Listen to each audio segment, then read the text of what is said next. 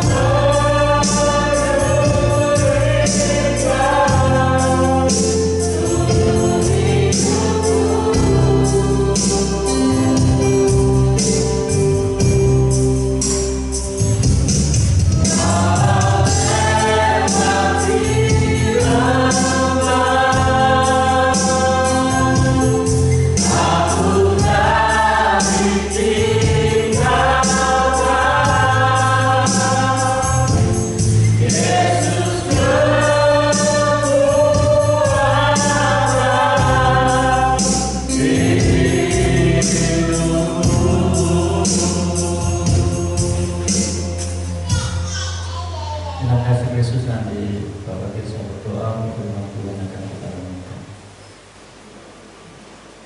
Kami bersyukur pada Tuhan pada pagi hari ini karena anugerah-Mu Tuhan, karena kasih setia-Mu Tuhan dalam penyertaan kami sepanjang hari, sepanjang minggu yang sudah kami lewati hingga pada saat pagi hari ini boleh berkumpul di tempat ini Tuhan.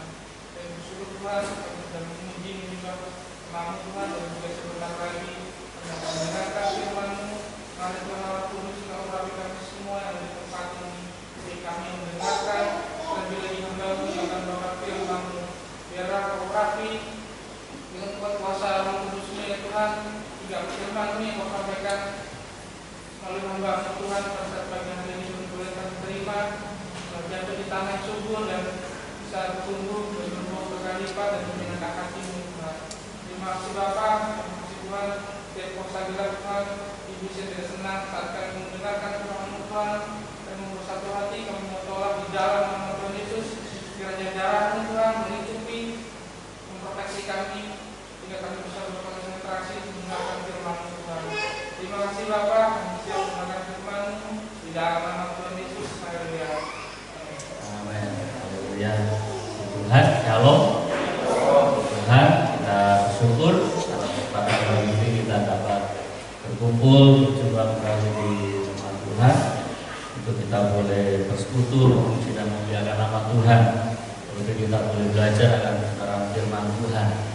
Bapak saudara sekalian, firman Tuhan pada pagi ini saya beri judul kekristenan yang bertumbuh. Kalau minggu lalu kita telah belajar kekristenan yang berakar.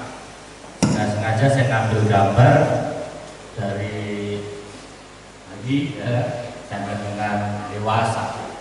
Ini artinya berbicara tentang sebuah pertumbuhan. Nah,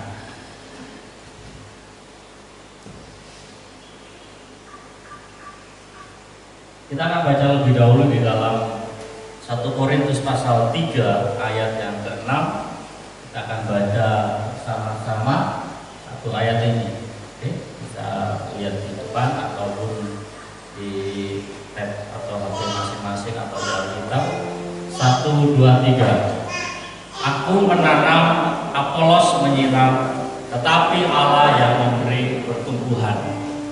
Bapak saudara sekalian, saya pernah mendengar sebuah ungkapan, saya nggak bertumbuh di gereja itu, saya nggak bertumbuh kalau saya ada di gereja itu. Ini sebuah pertanyaan atau pernyataan yang dilematis. Dilematisnya itu seperti ini. Yang membuat dia nggak bertumbuh itu gereja itu, ataukah ada faktor lain? Kalau kita membaca ayat ini, aku menanam, ini Paulus, Apolos menyiram, Allah yang memberi pertumbuhan. Saudara bisa tafsir sendiri. Mengapa seseorang tidak bertumbuh? Ada faktor lain juga. Memang bisa jadi, nanti kita akan bahas itu di dalamnya. Kalau ada orang katakan, saya kalau di gereja itu nggak bisa bertumbuh, ada faktor di dalamnya, nanti kita akan bahas itu di poin yang ketiga.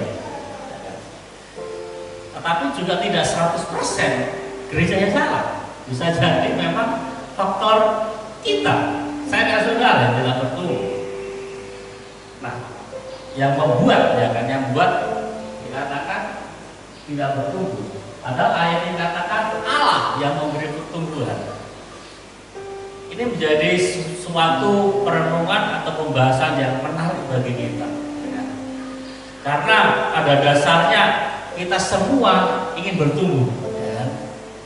Bapak saudara sekalian, di dalam buletin situ saya menuliskan poin-poin penting. Nanti kalau ada pernyataan saya yang kelewat, Bapak saudara sekalian bisa baca lagi di rumah, ataupun kalau di buletin itu tidak tercatat karena terbatasnya memori, ya kan, kalau saya tulis semua kan kegedean memorinya. Nanti saudara bisa perhatikan juga. Nah, apa saudara sekalian, pertumbuhan merupakan sebuah proses yang otomatis. Ya kan? Pertumbuhan itu sebenarnya sesuatu yang otomatis terjadi kalau makhluk hidup itu dikatakan sehat. Ini saya punya beberapa gambar yang baru tadi waktu saya berdoa dengan tim pemuji, saya cari gambar ini. Makanya setelah berdoa saya cepat-cepat operator, saya cari gambar ini. Ini adalah anak yang terkena sakit hidrosefalus, ya kan? Yang kapan hari di share juga sama Pak Lianja. Ini tapi bukan bayi yang di share, tapi penyakitnya sama. Dia terjadi di Hajat.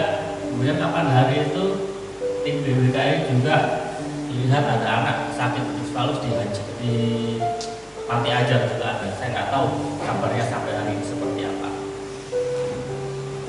Di dalam buletin saya juga menuliskan mengapa seseorang tidak bisa bertumbuh secara fisik karena ada gangguan, ya kan? Kesehatannya terganggu. Ya kan? Lah kalau yang kena gangguan itu fisiknya bisa kena sakit penyakit, bisa juga karena penyakit-penyakit seperti ini. Boleh dikatakan orang-orang yang sakit seperti ini bukan bayi, kadang-kadang dia sudah berumur tahunan, bisa berumur 3 tahun, sudah 4 tahun. Dan di berita-berita juga pernah kita dengar bahwa ada anak yang harusnya dia sudah berumur 12 tahun, tetapi dia nggak bisa berjalan. Kenapa? Fisiknya ada gangguan, sakit penyakit. Nah, tetapi juga ada sisi lain. Ini orang-orang udah tua, ya kan? Di artis-artis kita juga ada, ya kan? Artis Indonesia, orang-orang kerdil, orang-orang yang pendek. Ini sebagai pembanding yang besar. Ini udah berubah, tahu pasti itu nih. Mengapa? Ada gen yang membuat mereka seperti ini. Mereka nggak sakit, tetapi gen. Sehingga sampai umur berapapun mereka tetap kerdil seperti ini. Tapi saudara sekalian, sengaja saya tampilkan ayat-ayat ini, gambar-gambar ini sebagai sebuah pembanding. Padahal firman Tuhan dikatakan apa? Tetapi, ya, dengan teguh berpegang kepada kebenaran di dalam kasih, kita bertumbuh di dalam segala hal, ya kan? Ke arah Dia, Kristus yang adalah kepala. Saya coba pelan di sini. Nanti ada beberapa ayat yang tidak sempat saya masukkan di slide. Nanti kita bisa sama-sama. Kalau tadi kita lihat ada beberapa gambar ya, seperti ini. Bahkan ada gambar yang orang-orang kerdil. Kadang-kala ini menjadi sebuah alasan secara rohani buat kita.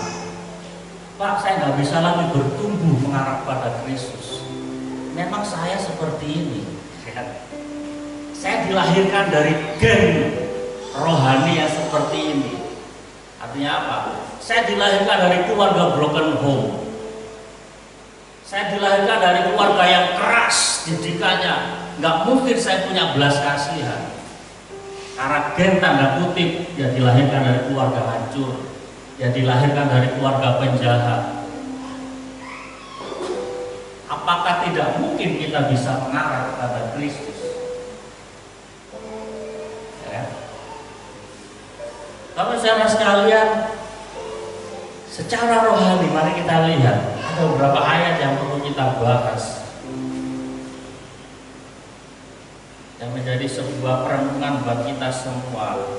Mari kita lihat, saya tidak ada tampilkan di slide. Yohanes pasal 3 ayat yang ketiga. Yohanes pasal 3, Injil Yohanes pasal 3 ayat yang ketiga. Dikatakan, Yesus menjawab katanya, Aku berkata kepadamu, sesungguhnya jika seorang tidak dilahirkan kembali, ia tidak dapat melihat kerajaan Allah. Ini sebuah dialog yang terjadi antara Tuhan Yesus dengan Nikodemus. Dan di dalam ayat yang keempat, Nikodemus kata Nikodemus kepadanya, bagaimanakah mungkin seorang dilahirkan kalau ia sudah tua? Dapatkah ia masuk kembali ke dalam rahim ibunya dan dilahirkan kembali? Nggak nyambung. Apa yang disampaikan Yesus dengan tanggapan daripada Nikodemus nggak nyambung. Nggak nyambungnya apa? Yesus berbicara tentang rohani, tetapi Nikodemus nangkap secara jasmani. Nggak nyambung. Yesus berbicara dalam kehidupan kita semua bahwa setiap orang yang percaya kepada Tuhan digambarkan ia lahir kembali seperti bayi secara rohani. Nah, pertanyaannya adalah kita lahirkan dari bibit apa? Ini penting. Sehingga kita akan berbicara tentang gen secara rohani, DNA secara rohani. Kalau kita katakan bahwa secara jasmani kita dilahirkan dari keluarga yang hancur, dari keluarga yang broken home, dari keluarga yang penuh dengan segala kejahatan, sehingga kita punya alasan nggak mungkin saya bisa bertumbuh mengarah kepada Kristus. Secara rohani kita punya gen seperti apa? Di dalam Injil Yohanes pasal 1 ayat 1, pasal 1 ayat 12 dan 13. Injil Yohanes pasal 1 ayat 12 dan 13 ini berbicara tentang gen rohani saya dan saudara, DNA rohani saya dan saudara. Dikatakan apa? Tetapi semua orang yang menerimanya diberinya kuasa supaya menjadi anak-anak Allah, yaitu mereka yang percaya dalam namanya. Saya pastikan kita yang hadir di sini adalah orang yang percaya pada Tuhan. Amin. Ayat yang ke-13. Orang-orang yang diperanakkan bukan dari darah atau dari daging, bukan pula secara jasmani oleh keinginan seorang laki-laki, melainkan dari apa? Allah. Artinya apa? Secara rohani, DNA saya dan saudara, gen saya dan saudara adalah gen daripada Allah. Amin. Kalau DNA saya dan saudara secara rohani, genetik saya dan saudara secara rohani adalah dari Allah. Artinya apa? Ada kemungkinan, ada potensi saya dan saudara bertumbuh mengarah kepada Allah. Angkat ya, paham ya? Meskipun secara jasmani saya dan saudara dilahirkan dari keluarga yang broken home, kita dilahirkan dari keluarga yang penuh dengan kepahitan, dendam, dan segala hal. Tapi secara rohani kita bisa beranjak, kita bisa melepaskan semuanya itu untuk bertumbuh mengarah pada Kristus. Karena apa? Gen rohani kita adalah dari Allah. Dan jauh sebelum ayat ini ditulis, kita Kejadian pasal 1 berbicara tentang apa? Marilah kita menciptakan manusia menurut gambar dan rupa kita. Hanya karena dosa, maka manusia citranya rusak. Gambar Allah dalam diri manusia itu rusak karena dosa. Tetapi pada awalnya manusia semuanya tanpa terkecuali semuanya memiliki citra Allah, memiliki gen Allah, memiliki DNA-nya Allah. Tetapi pasal yang ketiga, dosa masuk. Tetapi ada sebuah proses pemulihan di dalam ayat yang ke-12 tadi. Setiap orang yang percaya, terjadi pengkhususan. Terjadi pengkhususan. Hanya orang-orang yang telah menerimanya dia sebagai Tuhan, maka DNA itu akan dipulihkan kembali. Genetik Allah secara rohani dalam diri kita dipulihkan. Sehingga pernyataan Rasul Paulus tadi yang berbicara bahwa kita akan dipulihkan, kita akan bertumbuh kepada Kristus, itu adalah sesuatu yang mungkin terjadi. Artinya bukan sesuatu yang tidak mungkin gitu. Itu itu adalah sesuatu yang bisa terjadi. Nah, kita akan belajar ini. Kita akan belajar ini bagaimana cara saudara bisa bertumbuh.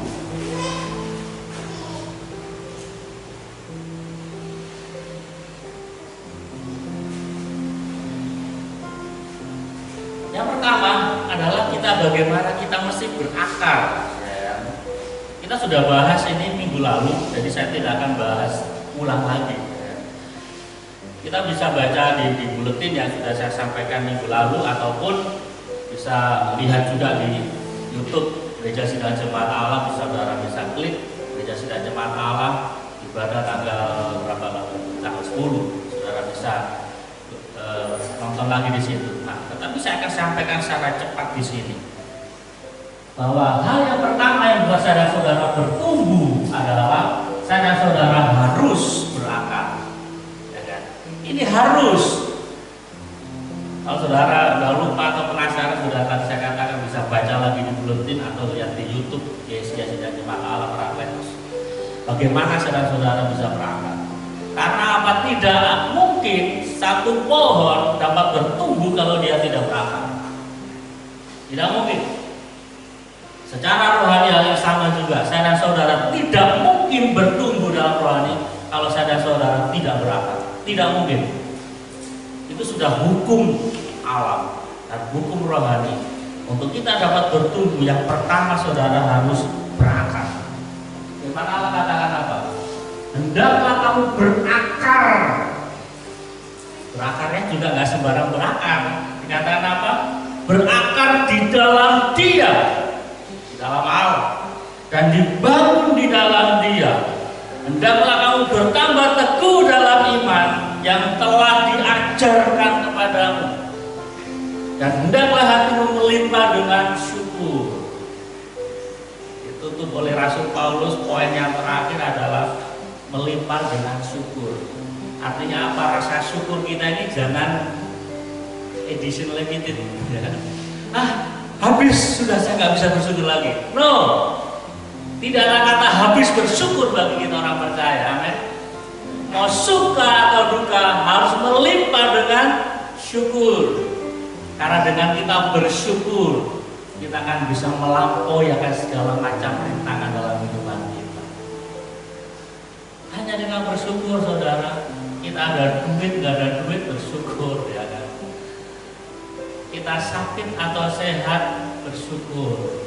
Sehingga Rasul Paulus katakan melimpah. Ya. Kita mesti melimpah. Kita harus punya stok ucapan syukur. Artinya apa?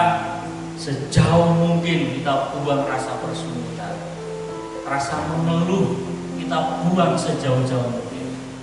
Kalaupun itu sempat singgah, Tuhan kenapa seperti ini? Kembali ambil itu, buka lagi gudang ucapan syukur.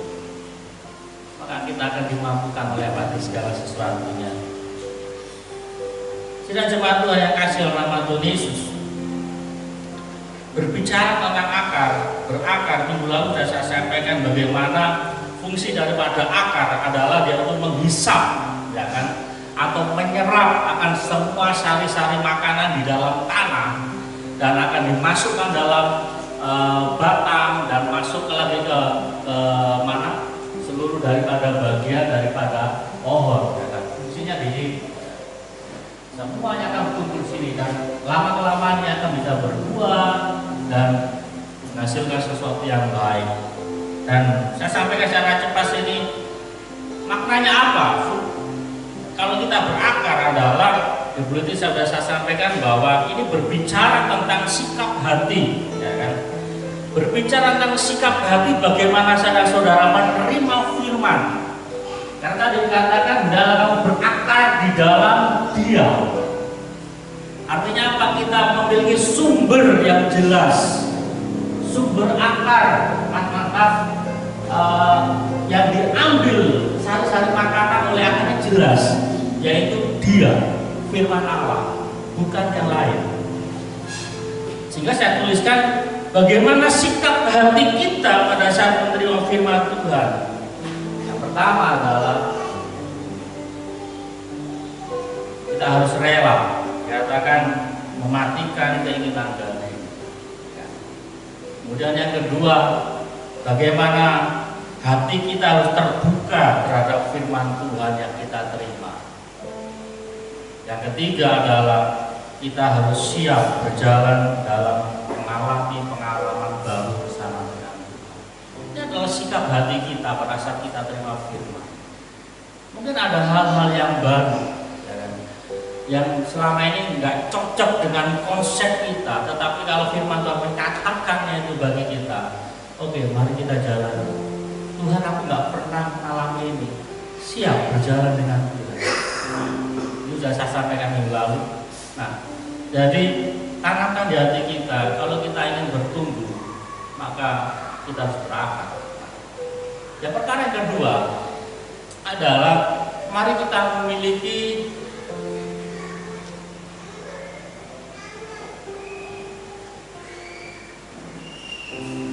rindu akan firman Tuhan yang murni.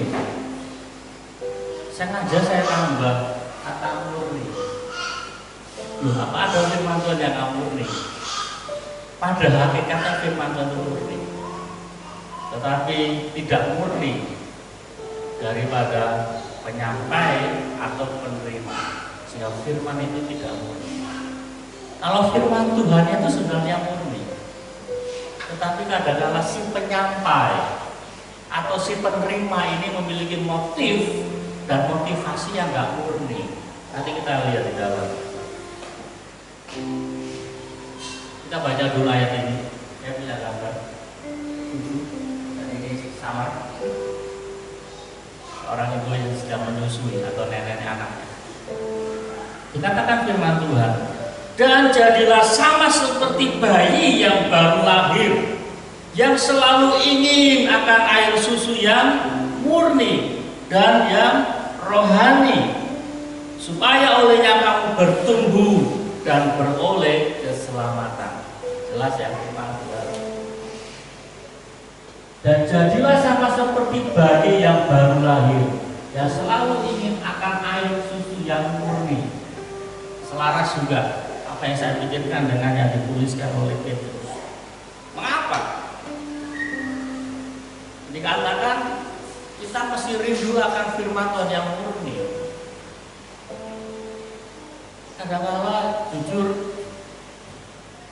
pada saat kita mendengar firman Tuhan yang berbicara tentang berkat, bagaimana kita mendengar firman Tuhan tentang tips kita mengalami kesuksesan, wah ini bagus, ini cocok ini bahasa saya. Tapi pada saat kita mendengar firman Tuhan tentang mengungkap tentang dosa, nah mulai kita mundur teratur, kita mulai kucik-kucik HP, kita sudah mulai gak fokus terhadap firman. Atau juga dari pihak penyampai, wah ini saya sedang butuh sesuatu ini, ya. Maka firman Tuhan mulai dipelintir. Tapi saya nggak panjang di sini karena ini kalau saya berbicara di hadapan para pendeta bisa saya sampaikan ini. Ada para pengkhotbah yang sengaja memanipulasi ayat untuk kepentingan pribadi. Ada beberapa hamba Tuhan yang memang sengaja untuk bahasa dunia mempolitisir firman Tuhan untuk memperkaya diri. Tapi saya nggak bicara itu karena itu ruang yang beda. Tetapi bagi kita kadang-kala kita pendengar firman Tuhan, kita enggan menerima firman Tuhan yang berbicara tentang dosa. Kita enggan, bahkan kita marah pada saat kita mendengar firman Tuhan yang mengkoreksi hati kita, mengkoreksi hidup kita. Kita menjadi enggan lagi, sudah nggak usah ke gereja lagi. Pendeta itu nyindir saya. Padahal si pendeta ini nggak tahu sebenarnya. Kok bisa pas Pak? Karena Tuhan yang tahu hidup kita. Karena Tuhan sayang sama kita sehingga Tuhan tegur kita melalui firman Tuhan. Tidak mungkin dong semua satu pendeta tahu isi hati seluruh jemaat. Saya nggak tahu hari ini tadi saudara dari rumah berangkat ke gereja dalam hati yang sukacita atau juga sempat berantem di rumah, saya nggak tahu, ya kan? Tetapi pada saat firman Tuhan disampaikan, ini Pak Budi ini nyindir saya ini. Enggak saudara, Tuhan yang tahu akan pergumulan kita, Tuhan yang menyayangi kita, sehingga Tuhan berbicara pada kita melalui firman Tuhan. Dan bagaimana respon kita? Apakah hati kita terbuka terhadap firman Tuhan, ataukah kita mengeraskan hati kita?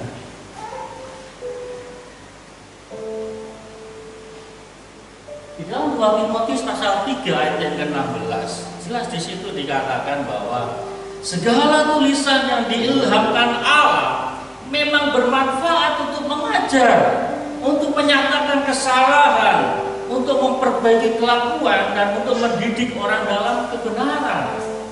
Memang fungsi daripada firman Tuhan itu untuk diri kita, untuk rohani kita. Saat kita salah, firman Tuhan disampaikan untuk memperbaiki kita. Bahasanya seperti ini, kalau kita enggan lagi dinasihati oleh firman Tuhan, kamu pakai apa lagi? Padahal firman Tuhan di dalam Injil Yohanes pasal 1, dia adalah Allah. Pada mulanya adalah firman, dan firman itu adalah Allah. Kalau diambil garis lurus, kalau Allah sendiri nggak mau, kalau kita enggan dinasihati oleh Allah sendiri, padahal dia yang punya hidup kita, kalau kita mau dinasihati oleh siapa? Gak mungkin saudara bisa bertumbuh kalau kita nggak punya kerinduan terhadap firman Tuhan. Firman yang murni, firman yang tulus mengajar kepada kita, sehingga pada akhirnya katakan kita akan mencapai keselamatan itu.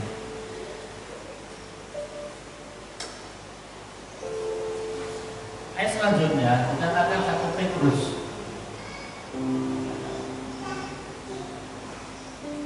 Dikatakan karena itu buanglah segala kejahatan, segala tipu muslihat, dan segala macam kemunafikan, kedengkian, dan fitnah. Pada saat kita merindukan firman Allah yang murni, firman Allah yang tulus, kita dengar, kita terima, maka di sisi lain di dalam kehidupan kita mesti membuang akan segala macam kejahatan, segala macam tipu muslihat dalam diri kita. Kita nggak bisa menyimpan dalam gudang hati kita firman Allah dicampur dengan semuanya ini, nggak mungkin. Maka firman Tuhan nggak berfungsi, saudara. Sehingga muncul sebuah istilah apa? Nila setitik merusak susu sebelanga. Rasul Petrus tadi katakan, adalah kamu seperti bayi yang baru lahir yang merindukan air susu yang murni. Kalau air susu yaitu firman Tuhan itu dicampur dengan kejahatan dalam diri kita, maka dikatakan firman Tuhan tidak akan faedah dalam diri kita, tidak ada gunanya dalam diri kita.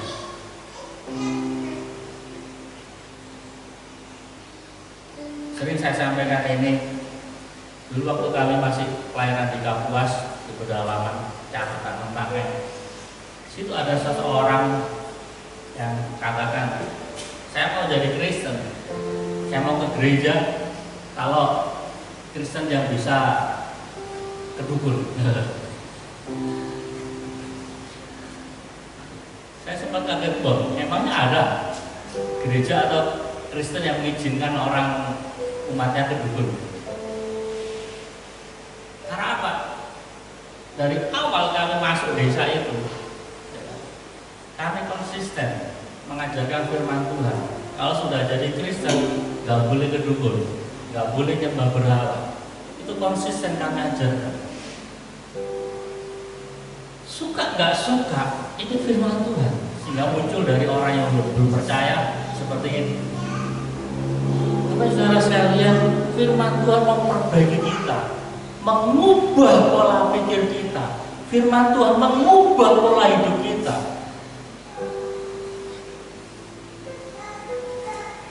Mari, poin yang kedua, tanamkan dalam diri kita, miliki firman Tuhan yang murni, rindu senantiasa.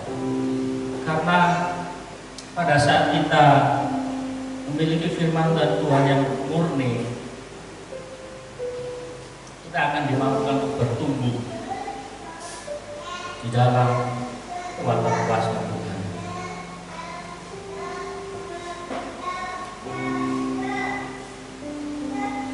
Yang ketiga, ini saya ambil gambar menu orang dewasa. Ini bukan menu anak bayi. Ada ayam ikan goreng, ada tempe. Ini berbicara tentang apa? Kalau kita mau bertumbuh, poin yang ketiga, kita harus mampu mencerna makanan yang keras. Jadi sudah poin yang kedua saya singgung sudah.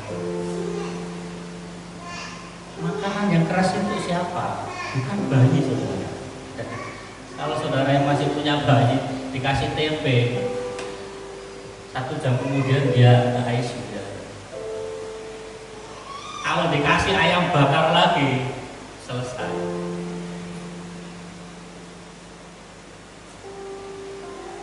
Ibrani pasal yang ke-5 ayat 14 dikatakan, tetapi makanan keras adalah untuk orang-orang dewasa yang karena mempunyai panca indera yang terlatih untuk membedakan yang baik daripada yang jahat. Penulis Ibrani sampaikan bahwa makanan keras adalah untuk orang dewasa. Tetapi di kalimat berikutnya, penulis Ibrani sampaikan berbicara kemampuan untuk menilai yang baik dan yang jahat. Hal ini jelas berbicara dalam kehidupan saya dan saudara bahwa ketika seseorang mengalami pertumbuhan, dia akan meninggalkan makanan yang lembek, makanan yang lemah gitu loh. Otomatis, makanya tadi dari awal saya katakan pertumbuhan rohani adalah sesuatu yang otomatis.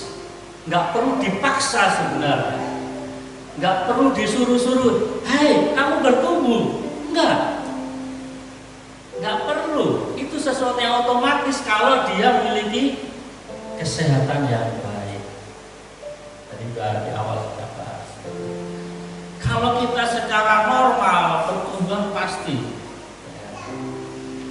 dan makanan keras berbicara nggak sekedar firman Tuhan yang menegur tentang dosa kita, firman Tuhan yang memperbaiki kelakuan kita, nggak sekedar itu, tetapi bagaimana perjalanan kekristenan kita. Pada saat Tuhan izinkan masalah-masalah terjadi dalam kehidupan kita, itu berbicara tentang makanan yang keras. Pada saat kita berdoa dan Tuhan belum jawab, itu adalah makanan yang keras. Pernah ada anak Tuhan yang sampaikan kepada kami, "Pak, kenapa dulu saya baru bertobat, saya berdoa Tuhan langsung jawab. Nggak lama Tuhan jawab. Tetapi setelah sekian tahun lamanya saya menjadi orang Kristen, kok Tuhan kadang-kala lambat menjawab doa saya. Bahkan kadang-kala apa yang saya doakan nggak dijawab Tuhan." Ini makanan keras.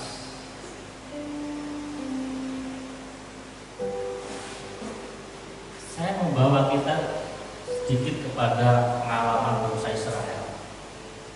Pada saat bangsa Israel keluar dari tanah Mesir, selama 40 tahun mereka hidup dari apa? Mujizat.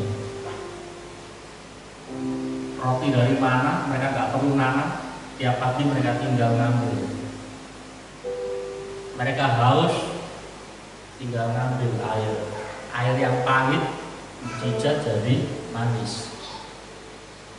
Banyak mujizat terjadi. Mereka nggak perlu bekerja, mereka nggak perlu berjuang, hari-hari seperti itu.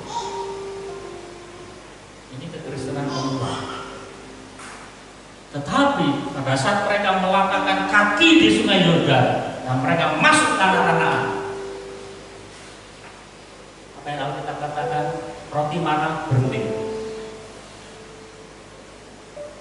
Tidak ada lagi mujizat gunung puyuh. Tidak ada. Apa yang mereka lakukan? Mereka berjuang, berperang. Berapa maksud saya? Hal ini berbicara pada saat kita beranjak dewasa. Jangan selalu mengharapkan sesuatu yang gampang dalam rohani kita. Kadang-kadang Tuhan akan izinkan kita melalui pergumulan, saya meneteskan air mata, dan seolah-olah Tuhan jauh dari kita. Bahkan mungkin kadang-kadang kita berdoa seperti Yesus, Allahku, Allahku, mengapa Kau meninggalkan aku? Kalau Tuhan izinkan itu terjadi dalam hidup kita, artinya apa? Kita sudah mencapai kedewasaan. Kita bukan anak kecil lagi, kita bukan bayi lagi yang digendong-gendong, disayang-sayang, yang dikasih selimut biar hangat. Kita harus berdiri kuat. Kita harus berperang, merebut apa yang Tuhan janjikan dalam diri kita. Bukan lagi waktunya kita merengek, minta belas kasihan terus. Kita harus berdiri kuat. Ambil satu contoh firman Tuhan. Suatu saat Yesus mengajar kepada para murid. Dan apa respon daripada para murid? Ini perkataan Yesus. Sesudah mendengar semuanya itu, banyak dari murid Yesus yang berkata, perkataan ini keras. Siapa yang sanggup mendengarnya? Kalau kita baca konteks ayat ini, Yesus berbicara tentang dirinya. Ia berbicara tentang roti hidup. Ia berbicara tentang bagaimana seseorang diselamatkan, yang memiliki hidup yang kekal. Dan pada saat saya memahami mengapa khotbah Yesus, pengajaran Yesus dikategorikan pengajaran yang keras. Karena apa? Karena mereka para pendengar dan bahkan para murid sendiri, mereka belum memahami, mereka belum mengerti tentang maksud Tuhan. Hal yang sama juga dalam kehidupan kita. Kadang-kadang pada saat kita tidak mengerti, kita belum memahami apa yang terjadi dalam kehidupan kita. Kadang-kadang kita, aduh Tuhan, terlalu berat. Saya nggak sanggup, ini terlalu keras buat saya. Tetapi pada saat kita sudah mengerti maksud Tuhan, oh ini telah maksud Tuhan. Terima kasih Tuhan, aku bersyukur. Jadi kesimpulannya apa? Kalau kita mengalami sesuatu yang keras, selalu aja berdoa, Tuhan bukakan maksud Tuhan apa. Sehingga perlu kita garis bawahi di situ. Pada saat kita mengalami sesuatu atau permasalahan dalam hidup kita, pertama mari kita berdoa, Tuhan maksudmu apa? Maksudmu apa tentang semuanya ini? Dan yang paling penting, setelah permasalahan itu sudah lewat, pelajaran rohani apa yang saudara dapat? Janganlah semua peristiwa itu berlalu begitu saja tanpa saudara mendapatkan berkat rohaninya, pelajaran dalam kehidupan. Ini saya punya gambar tentang Daud. Daud adalah seorang yang dikenal Tuhan. Dia manusia banget. Dia bukan manusia super. Dia bukan Superman. Dia juga pernah jatuh dalam dosa. Tapi dia juga memiliki persekutuan yang intim dengan Tuhan. Apa yang terjadi dalam peristiwa ini? Kita katakan dan Daud sangat terjepit. Karena apa? Rakyat mengatakan hendak melempari dia dengan batu. Seluruh rakyat itu telah pedih hatinya, masing-masing karena anaknya laki-laki dan perempuan. Tapi apa bagaimana sikap Daud? Daud katakan, tetapi Daud menguatkan kepercayaannya pada Tuhan Allahnya. Nanti saudara bisa baca keseluruhan konteks ayat ini dalam 1 Samuel pasal 30. Daud itu baru pulang, dikatakan bukan pulang sih sebenarnya, dia diusir. Dia diusir oleh raja-raja di sekitar orang Filistin. Dikatakan ini Daud ini dia orang Yehuda ini, jadi orang Israel. Jangan lama-lama si Daud ini sama kita. Takut-takutnya nanti kalau kita perang, ini Daud bisa membela. Ya, itu provokasi daripada raja-raja orang Filistin. Dan akhirnya dikatakan sama Daud, silakan kamu kembali. Terima kasih, kamu sudah membantu kami selama ini. Akhirnya Daud beserta anak buahnya, dia harus meninggalkan Filistin, kembali tempat perkemahan yang mereka di Siklag. Saudara bisa bayangkan, pergi karena diusir, kemudian setelah sampai di perkemahan, melihat perkemahannya dibakar musuh. Anak-anak, istri-istri mereka dan semua harta mereka dijarah. Situasinya sama. Daud juga sama. Yang dijarah bukan sekedar milik daripada anak buah Daud, tetapi milik daripada Daud juga sama. Si Abigail dan Ahinoam, istri-istri Daud juga sama dijarah. Anak-anak Daud juga sama dijarah. Tetapi apa yang dilakukan rakyat hari itu? Mereka mau melempari Daud dengan batu. Kan aneh ya. Tetapi kadang-kadang seperti ini situasi kita orang-orang percaya. Kita mengalami situasi yang sama, kadang-kadang kita dikambing hitamkan. Ya. Kita mengalami situasi yang sama, kadang-kadang kita yang harus paling bertanggung jawab. Tetapi bagaimana sikap hati daripada Daud? Tetapi Daud yang menguatkan kepercayaannya pada Tuhan.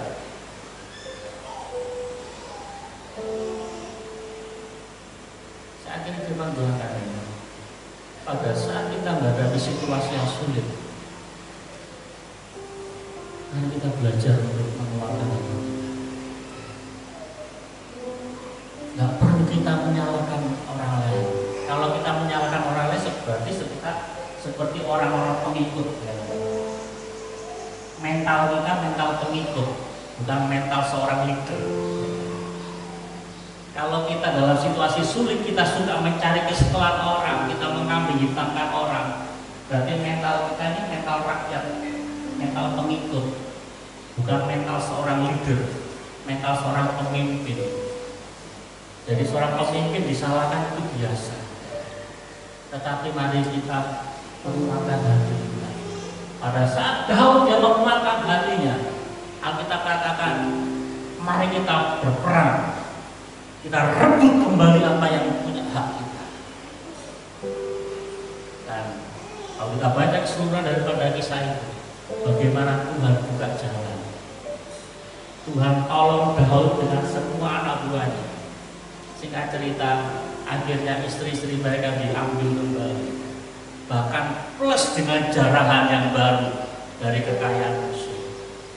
Hal yang sama juga dalam kehidupan kita secara rohani, dalam keluarga kita, dalam pekerjaan kita. Mari, situasi sesulit apapun di kita, mari kita datang pada Tuhan. Kita kuatkan hati kita, kita mengandalkan Tuhan. Saya punya pernyataan seperti ini. Kekuatan rohani kita dapat dari menikmati makanan rohani yang keras. Apakah mungkin saya sudah mulai berubah ini, kalau tiap hari saya minum susu saya bisa punya kekuatan? Meskipun susu itu enak, gampang tinggal minum, telan berat, selesai. Sampai saudara sekalian, saya nggak tahu sepenuhnya, ini tahu dalam kekuasaan Tuhan aja. Saudara tahu Marcel, pada saat dia masih di Malaysia, dia sangat sering masuk rumah sakit, sangat sering. Bahkan kalau udah masuk rumah sakit itu pasti step, kejang-kejang. Tapi seingat saya selama dia ada bersama dengan kami, hanya 1 kali aja dia step. Itu pun nggak sampai masuk rumah sakit. Kenapa? Karena dia hampir nggak pernah makan nasi. Buru-buru nasi, bubur aja nggak pernah. Setiap kali dia makan bubur atau nasi dia muntahkan. Apa yang dikonsumsi? Susu. Namanya mereka orang tua juga pada sibuk, akhirnya nggak mau repot. Udah kasih susu aja tuh berbotol-botol. Tapi efeknya apa? Stamina fisiknya lemah. Dia nggak bisa kena panas. Jadi ruangannya di apartemen itu full AC semua. Dia nggak bisa kena panas. Tetapi pada saat dia ada bersama anak-anak, dia harus sudah mulai belajar menikmati makanan keras. Bahkan lombok cabai pun sudah mulai dinikmati. Efeknya apa? Strong, saudara, ya kan? Kalimantan kita yang panas dia rasakan hari-hari, sehingga stamina-nya kuat. Sehingga pada saat kapan hari dia main layang-layang nggak sakit, ya. Meskipun badannya hitam, nggak masalah, sehat. Hal yang sama juga dengan kerohanian kita. Pada saat kita mau menikmati dengan syukur segala perkara rohani kehidupan kita yang pahit, pedes, panas, semuanya kita nikmati dengan ucapan syukur daripada Tuhan, maka akan membuat saudara-saudara menjadi pribadi yang dewasa, pribadi yang kuat di dalam. Mari kita datang kepada Tuhan, kita tundukkan kepala kita berdoa. Terima kasih Bapa dalam nama Yesus. Tuhan menghendaki bahwa masing-masing kami masih bertumbuh dalam rohani kami. Karena pada awal mulanya Tuhan menciptakan kami serupa dengan gambar Allah. Dan pada saat kami percaya pada Tuhan, kami dilahirkan dari Allah. Kami menjadi manusia-manusia rohani yang memiliki DNA rohani Allah, yang memiliki genetik rohani Allah, sehingga memungkinkan sekali untuk kami bertumbuh mengarah kepada Tuhan. Meskipun kami dilahirkan dalam situasi yang berbeda-beda, dalam keluarga yang berbeda-beda, itu bukan sebuah alasan untuk kami tidak bertumbuh kepada Tuhan. Tuhan tolong kami masing-masing untuk kami tetap berakar, memiliki akar yang kokoh. Kami senantiasa merindukan air susu yang murni. Terlebih kami juga mau bertumbuh dengan menikmati makanan-makanan yang keras secara rohani. Bukan sekedar firman Allah yang menegur dosa kami, tetapi bagaimana kami menjalani kehidupan kami yang sulit. Kami berjalan dalam pengalaman rohani dalam kehidupan kami yang kadang-kadang kami tidak mengertinya Tuhan. Tetapi Tuhan tolong kami untuk kami dapat senantiasa melimpah dengan syukur. Untuk kami tidak menyalahkan orang lain, untuk kami tidak menyalahkan situasi, terlebih kami tidak menyalahkan Tuhan yang punya kehidupan kami. Tuhan tolong kami untuk kami boleh memiliki respon hati yang benar, sehingga dalam segala situasi dan keadaan kami boleh bertumbuh. Kalaupun situasi tidak mendukung kami, biar kami tetap dapat menengadahkan tangan dan mata kami pada Tuhan, untuk kami menguatkan hati kami pada Tuhan, karena kami yang percaya pertolongan daripada Tuhan pasti datang dalam kehidupan kami. Terima kasih Bapak, terima kasih Tuhan untuk firman Allah yang boleh kami renungkan. Biarlah kami boleh bertumbuh bersama-sama mengarah kepada Tuhan. Bapak, dalam kesempatan ini juga berdoa untuk bangsa dan negara kami, di mana dalam bulan ini ada banyak musibah yang terjadi, baik pesawat Sriwijaya Air yang jatuh, musibah tanah longsor, musibah bencana alam, gempa bumi di Sulawesi Barat, bahkan musibah banjir yang dialami saudara-saudara kami di Kalimantan Selatan. Tuhan, kami berdoa Kiranya Tuhan Kau Allah yang ambil bagian di dalamnya. Tuhan Kau Allah yang memberikan kekuatan bagi mereka. Terlebih Kau Tuhan yang menyatakan akan maksud-Mu daripada semuanya ini. Tuhan menolong mereka, Tuhan memberkati akan pemerintah daerah maupun pemerintah pusat untuk mereka cepat tanggap dalam situasi seperti ini, sehingga jangan sampai jatuh korban yang begitu banyak. Tuhan, kalau ini adalah sebuah kesalahan kami umat, Tuhan ampuni kami. Ampuni akan segala dosa dan pelanggaran kami, agar segala kelalaian, agar segala tindakan-tindakan kami sebagai manusia yang menjadi egois terhadap situasi, kami hanya mementingkan diri sendiri sehingga kami tidak memperhatikan situasi yang terjadi. Tuhan tolong kami, ampuni kami ya Bapak. Kami juga berdoa untuk setiap gereja-gereja Tuhan, maupun setiap anak-anak Tuhan, agar setiap umat Allah boleh memiliki sikap peduli atas situasi yang terjadi hari-hari ini, untuk mereka boleh bergerak maju meringankan akan beban daripada saudara kami yang banyak mengalami musibah. Terima kasih Bapak, Tuhan juga memberkati umat di tempat ini. Kalau segala pergumulan dan persoalan yang mereka hadapi, biarlah Tuhan yang menolong, Tuhan yang akan melingkupi dengan kekuatan kuasa, sehingga kami boleh bertumbuh mengarah pada Tuhan.